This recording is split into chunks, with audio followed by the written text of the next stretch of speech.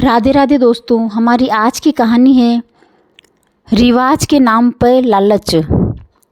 Hello समधन जी, कैसी हैं आप? मैंने सोचा कि आपको याद दिला दूं कि शिखा की गोद भराई आने वाली है। सब तैयारी हो गई है ना? देखना हमारा सबके सामने तमाशा ना बने। शिखा की सास लता जी ने फ़ोन पर कहा। दूसरी तरफ शिखा की मां साधना जी अपनी समधन के मुंह से तमाशा बनने वाली बात सुनकर दुखी हो गई।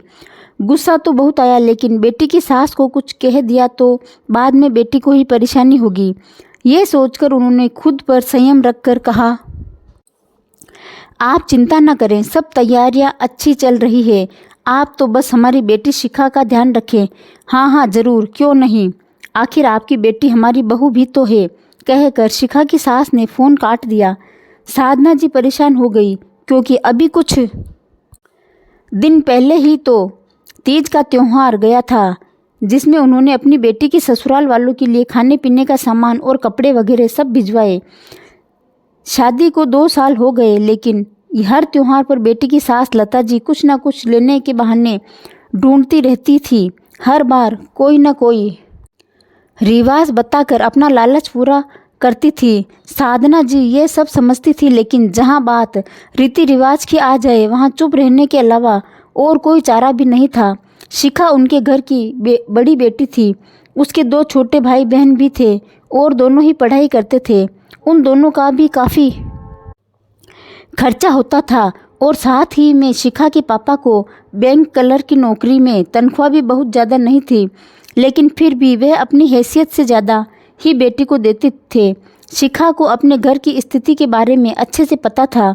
उसने अपनी सासू माँ से बात करने की कई बार कोशिश की, लेकिन उसकी सासू माँ का एक ही जवाब होता था, ये तो हम सब का रिवाज है।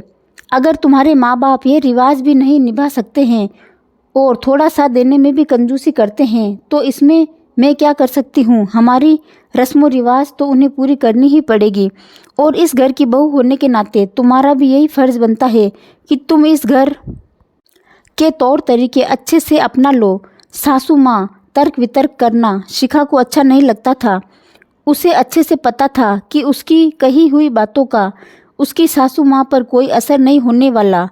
कई बार उसने अपने पति लोकेश से भी बातचीत करने की कोशिश की, लेकिन कोई फ़ायदा नहीं हुआ, क्योंकि इस मामले में जब भी लोकेश अपनी माँ से बात करता तो घर में बवाल आ जाता। घर के बड़ों के बीच की बात कहकर लता जी उसे भी चुप करवा देती।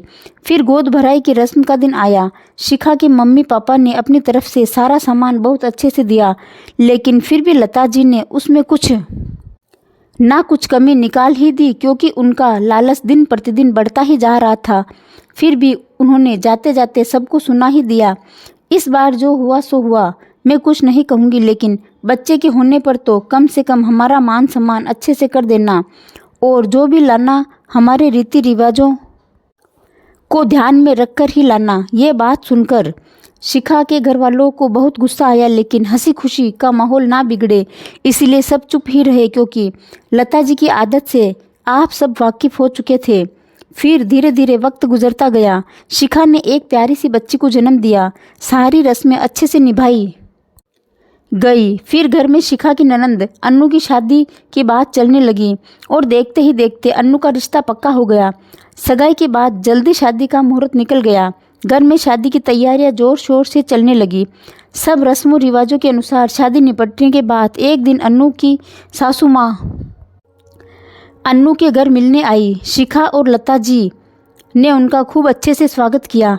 धीरे धीरे बातें होने लगी। फिर अन्नू की सासू माँ ने कहना शुरू किया, देखिए समधन जी, शादी का माहौल था और आप लोग भी काफ़ी व्यस्त थे, इसलिए मैंने उस समय कुछ नहीं कहा, लेकिन आपने हमारे रीति रिवाजों का बिल्कुल भी सम्मान नहीं किया और ना ही हमारे रहन सहन के हिसाब से लेन देन किया। हमारे सब रिश्तेदारों के सामने आपने हमारी बेइज्जती करवा दी। ये सुनकर लता जी सदमे में आ गई, लेकिन समधन जी, हमने अपनी तरफ से सब कुछ बहुत अच्छे से किया है।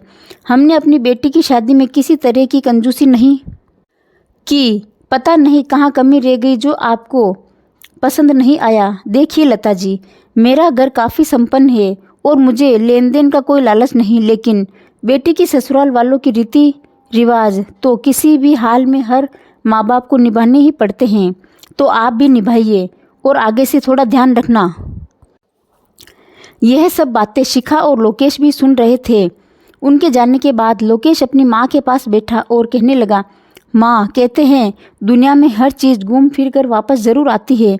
आपने जो अपनी बहू के साथ किया या उसके मायके वालों के साथ किया, हूबहू वही आपकी बेटी के साथ हो रहा है। कल तक जब आपने रिवाजों के नाम पर शिखा के मायके वालों से हर बार कुछ न कुछ सामान मंगवाती थी, जबकि आपको अच्छे से उसके घर के हालात के बारे में पता था। मैंने बहुत बार आपको समझाने का प्रयास किया, लेकिन आप तो समझने को तैयार नहीं थी।